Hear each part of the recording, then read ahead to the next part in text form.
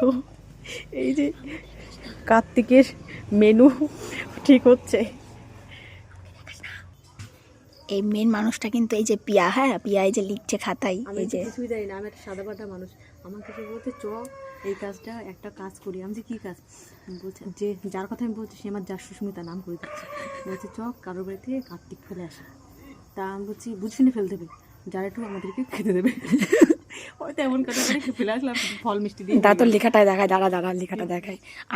আরও লিখবে পরপর এই যে মা গো মা আমি চলে এসেছি।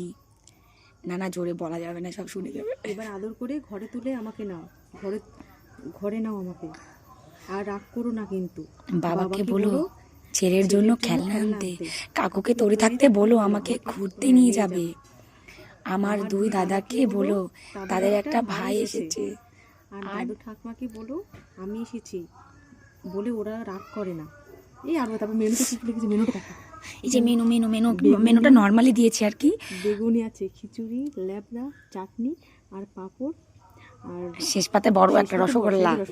না সেটা তো 5 টাকা 6 টাকা রসগোল্লা দিয়ে দেবে, বড় সাইজটা। যদি আমরা বড় সাইজের কথা না বলি তাহলে দেখা গেল 5 টাকা ছোট ছোট সাইজের রসগোল্লা নিয়ে চলে আসবে। হ্যাঁ মেনুতে আমরা অল্প দিয়েছি, কারণ সবার ব্যবস্থাটাও বুঝতে হবে না। আরো লেখা হবে দেখো এই যে,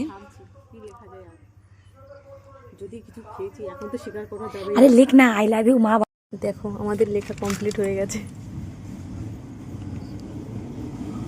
আদরের কার্তিক, টাটা।